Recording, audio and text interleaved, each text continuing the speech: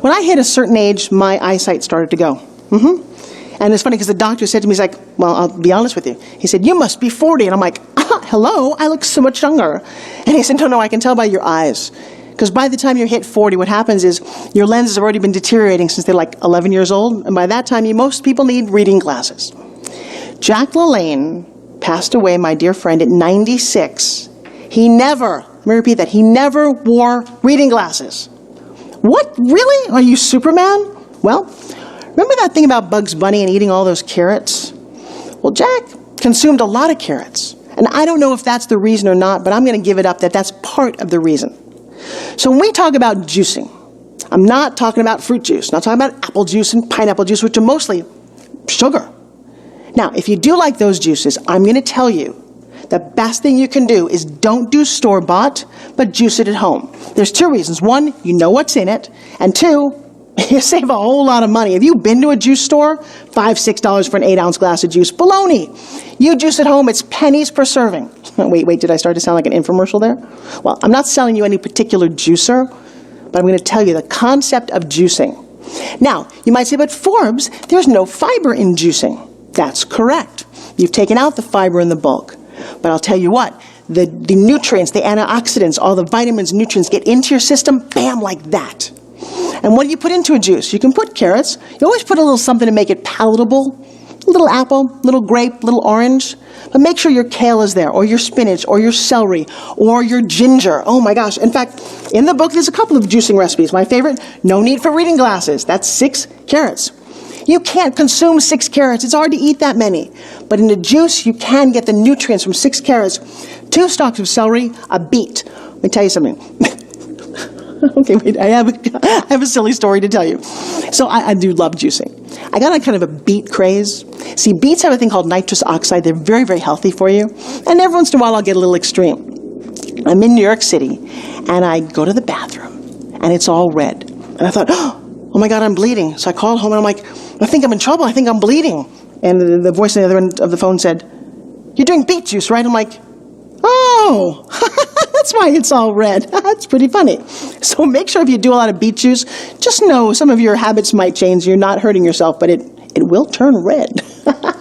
Here's nothing. If you eat too many asparagus, your breath smells terrible, and so does your pee. Am I getting a little too graphic for you? That's okay. Bear with me here. It's a good thing.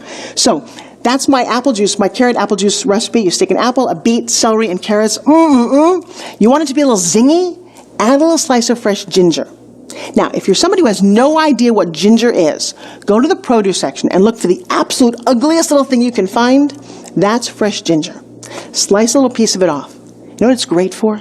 Amazing for digestion. Clears up your skin. Great mental attitude. Fresh ginger is one of the all-time most amazing, best-kept secrets ever. I encourage you to stick a little slice in your juice and see what happens to you. All right, pineapple pick-me-up, strawberries, grapes. Now that one's a little high in sugar. Berry blitz. Blueberries, high in antioxidants. If you can have a handful of blueberries at least every other day, you are feeding your body. And again, if you don't like the blueberries, don't throw them in the pancake. Here's another Jack LaLanne-ism that I live by. Cooking kills. What does that mean? I don't know if you know how food works, but it's full of enzymes. Enzymes work in your digestion. Enzymes work on your cells. When you heat those enzymes to above 112, you kill them. And now you're eating dead food. And as Jack would say, garbage in, garbage out. So try to consume a good portion of your food as raw. And you probably don't have to change a lot of what you're doing. A salad is raw, but when you've got your salad, stick some stuff in there. Stick in the carrots and the cucumbers and a couple of raw walnuts and maybe some fresh cranberries. What else can you stick in there? I don't know, any kind of vegetable. Sliced peppers, red, yellow, green peppers. There's so many choices when you do a salad. And where does the dressing go? In the bottle. Just a little taste. Don't overdo it with the dressing. And again, the more you eat raw, the more it feels amazing. Here's another thing you might want to juice. Kind of hard to come by, but a shot of wheatgrass juice. Again, I took this to a little bit of an extreme, and there's an amazing place, and if you email me, I'll tell you what it is, that I went to. It's still around, where you go raw for an entire week, and every day they require that you fresh juice wheatgrass juice. Look up the benefits of fresh wheatgrass juice. Oh my gosh, it is spectacular what that does to you. Some people don't like the taste, so my favorite way to do wheatgrass juice is to hold my nose and do one shot back. Tell you what, everything changes. Yeah, okay, so here's the deal. I'm 56 years old. Yeah, kind of crazy. People say, wow, you look great. What do you do? Everything that you're doing. And again, I just want to thank you for being part of the course. I can't tell you this in one step. I am so jazzed and so happy and so thankful to the creative You Will Change the World because I get to share this with you. I've known all this. I've spent a whole lifetime creating the principles and the rules and the values that I live by, that I eat by. That's why I look the way I do. That's why my kids look and feel the way they do. And I'm sharing it with you. So the best thing that you can do to say thank you, and I would love you to say thank you, is to do what I'm telling you to do. Little tiny steps. Remember what I said early on in this course? Little steps over time. And you're in a completely different direction. All right? So, garbage in, garbage out. The last one, I like this one. This is kind of fun. This is called the Forbes Rally Fizz. So one of the things that Jack and Elaine taught me is that alcohol is very dehydrating. It's very high in sugar. I'm not saying you don't have to have a drink once in a while. Do what you want. But listen to what happens when you do. You dehydrate yourself and you amp up your sugar.